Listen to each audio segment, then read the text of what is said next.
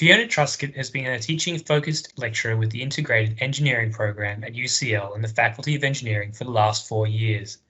When leading the next generation of engineers in her module, Engineering Challenges, Fiona has fine-tuned her understanding of problem-based learning.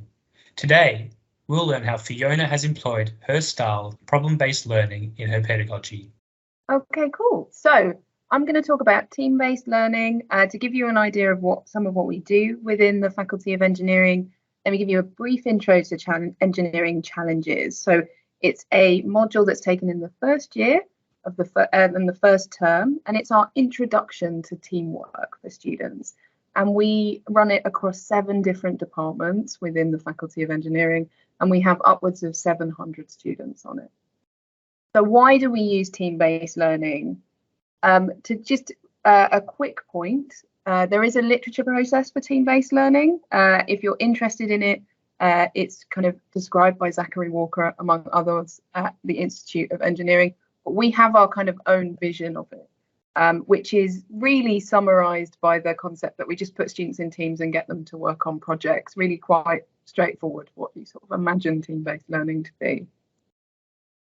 So why do we use team-based learning? Well, we're really interested in experiential learning. In the Faculty of Engineering, engineering is very hands-on, very practical subject. And so our students need to learn lots of different skills, technical, but also presentation, communication, teamwork, how to discuss stuff, how to create different things. So this is a really useful way of students learning those skills. It's also really useful for integrating different bits of learning. We have a lot of applied technical knowledge when we work on problem-based learning. And so it's great for bringing different areas together and getting them to work on kind of complex problems. And those complex problems are really about the real world. What we're looking for is ways to prepare our students for the real world, so they've almost experienced some of the things that they might come across when they leave us at UCL. So it's not a new thing for them. And it's also really quite enjoyable, like for both staff and students, it's really fun. The students are really proud, they're so creative. You're never going, oh, we're answering the same question again and again and again, because the students always come up with something different every single time. So it's just more fun teaching and learning experience for everyone involved. So what I'm going to talk through is, rather than give you the details of everything we do within the faculty and the Integrated Engineering program and everything we do within my module, I'm going to talk through some of the common questions that we get asked about team-based learning to show you that it's not really kind of as scary as it might look from the beginning. It looks very different, but it's actually relatively straightforward. So these are my kind of hints and tips of how to put it into practice. And so there's 4 key areas that I'm going to cover: project content, assessment, team formation, and team management, or that question of what happens if it all goes horribly wrong in a team. Talking about project content, we really look at lots of open-ended problems, but it's really a question of open-ended versus time frame. Within the faculty, we work on stuff from 1 week up to 20 weeks. And so you can imagine those 20-week projects are a lot more open-ended. There's a lot bigger, wide problem that the students are working in than something that we want them to complete within 1 week. They tend to be a little bit more constrained and fixed. But you want some open-endedness because you want the ability, you don't want to be seeing 10 things exactly the same. So one of the easy ways to kind of get a constrained open-ended problem is to fix 1 or 2 criteria around it. I'm going to give you an example in a minute of how we might fix criteria on a problem we've set students. It's also really key to give them some background information. Again, if it's a really short time frame, lots of background information and certainly lots of pointing in the right directions. But it's always useful, even on those long projects, to give them a little bit of an idea of the area that they're working in, so they're not working completely cold. Also, I really recommend having a rough timeline of your project within your kind of head. You don't necessarily have to tell students this, but so you know whether or not they're hitting the milestones that they need to do to complete in the time frame that you've got. It also really helps when setting out where you want to put assessment points within. And particularly for those new to teamwork, having some structure around how to work through a project or with teams is really helpful. And I'll come back to this when we talk about team management.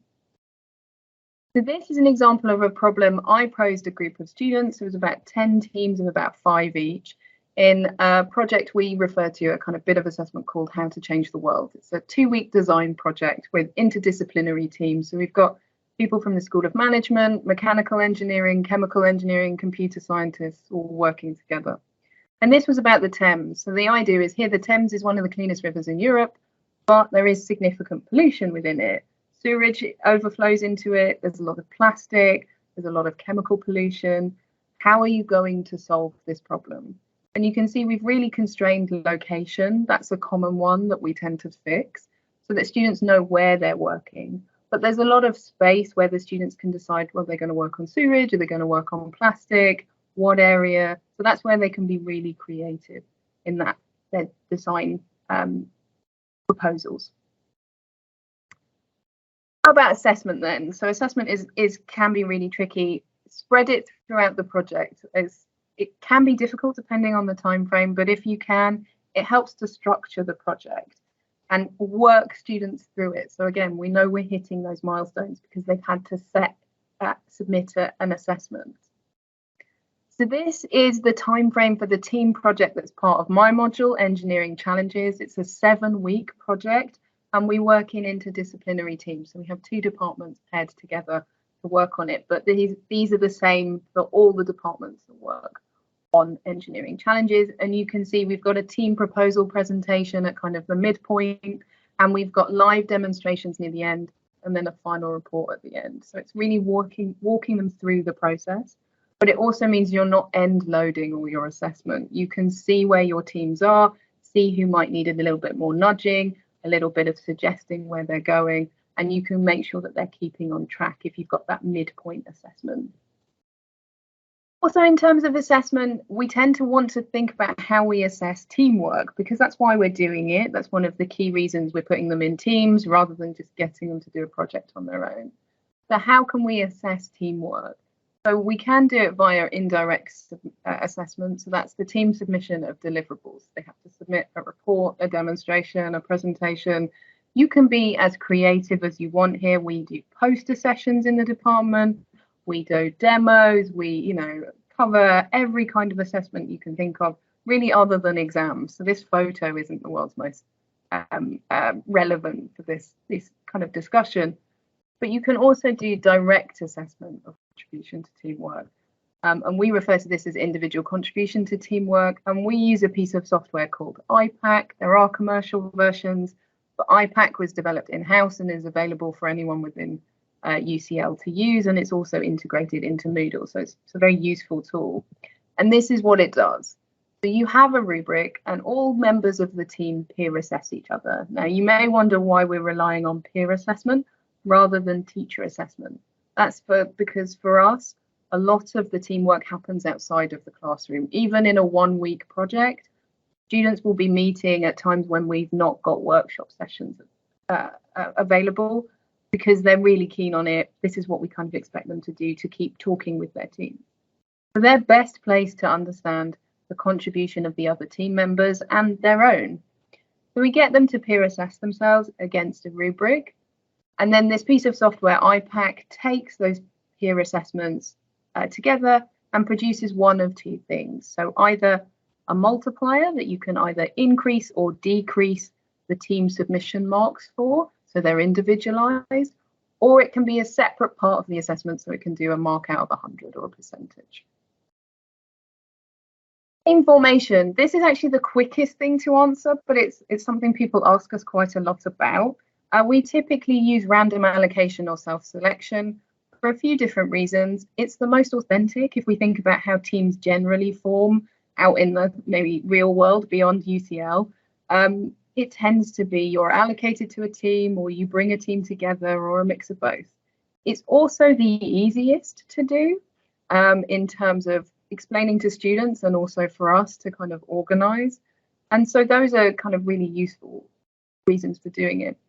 We do occasionally put rules in. So for example, what we might want is our teams not to work with the same people every single time. So we say, you've got to work with different people within your cohort, for example.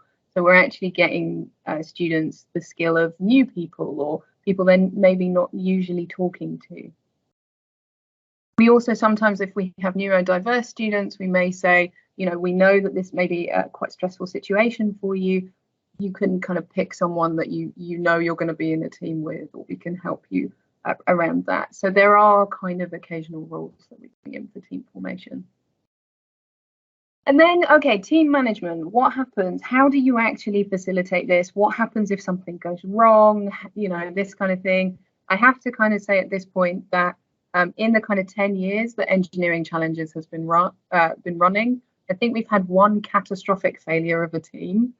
We do sometimes have team issues. We probably have 1 or 2 teams out of kind of 150 a year who have issues, and that we need to kind of sit down with them and have a discussion and maybe think about changing marks to reflect the contributions of different group members. But generally, we find that we don't have kind of catastrophic failure all the time.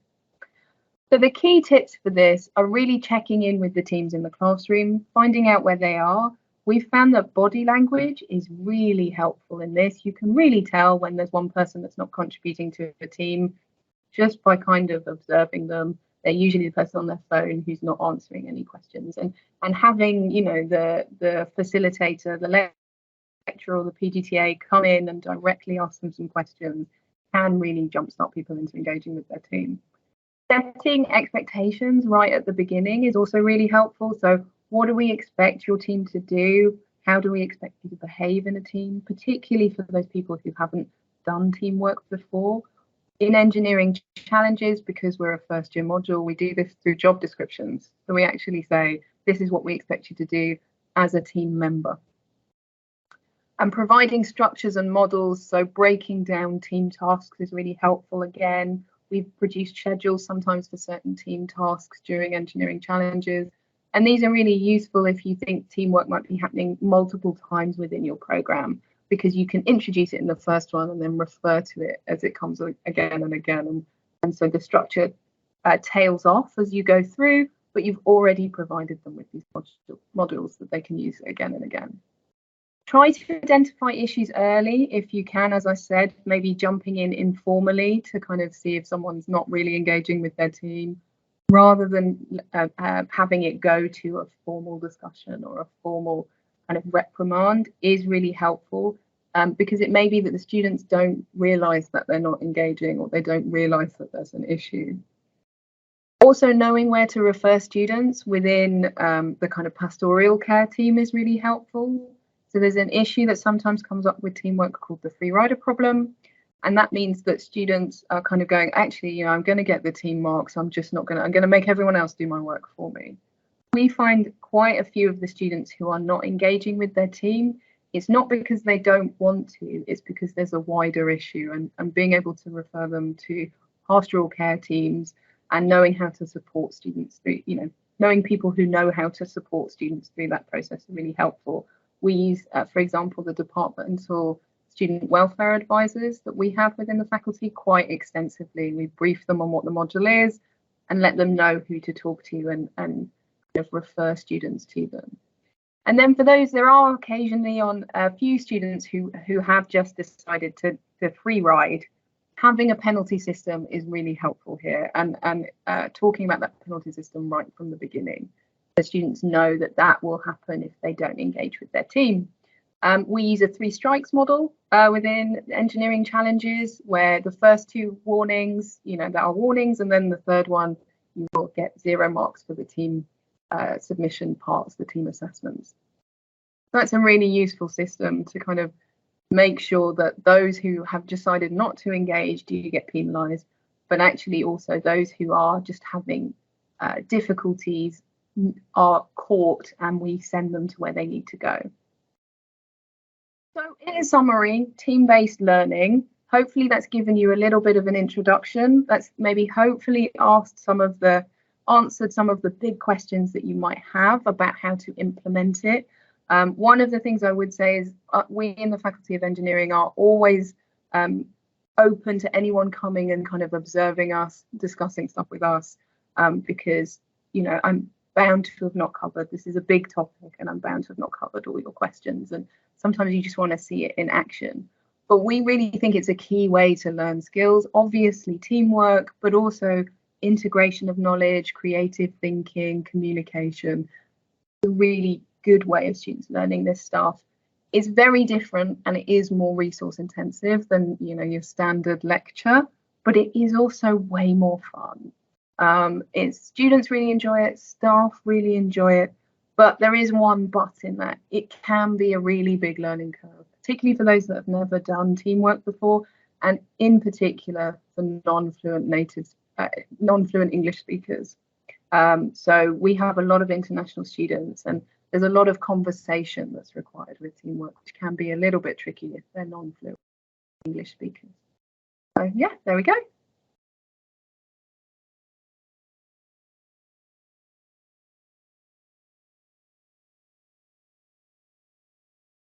Fabulous. Thanks, Fiona. A really good insight into problem-based learning or team-based learning. I commend you on your efforts. You've had, by my calculations, and now I'm no engineer, so my mathematics has not been tried and tested since high school, which is now a long time ago. But you've had roughly about 1,500 teams go through in the last 10 years and only one catastrophic meltdown. So I think the management of teams that you're employing is definitely an effective way. And I think when we move into the workforce, we quite often do work as part of teams or multiple teams. So it's a great skill to take forward into your engineering career or other career. And my question is how, or do you see it as team-based learning as effective in other fields outside of engineering? Because I know your experience and your examples are from engineering, but how would this play out in other fields? Absolutely, I think yes. So we do I know that it's used in economics, for example. They do some team-based learning. It's really key in medical sciences. So they're the one place I know of where they do direct teacher observing of teamwork, because they do their teamwork assessments. It's kind of a session where they have to work as a team with a dummy that has various different ailments, and they are directly observed. So this kind of stuff is really useful outside of engineering. It's key for engineering because this is a key part of how engineers work. We work on these, you can imagine, building a big bridge requires a big team of people. It's really obvious. But my original background is in organic chemistry, and teams are used kind of throughout the sciences. And I would say it's really key even in kind of arts and humanities subjects as well. I have a friend who works in science communication, and she has to work with videographers and talk to people and interviewing people and sound recordists and this kind of thing. So these are big teams of people. So I think it's really key kind of across the fields. Yeah, so we really developed it within engineering because we felt we've had to, but I really think it is applicable very much outside because everyone does teamwork. So being able to do teams, and it's going to be giving people a creative, fun experience is going to be creative and fun no matter what your topic is, really. So it's always going to be really whatever you're doing. Well, thank you so much for joining us today. I've learned a lot, and I'm sure others will too. Thank you.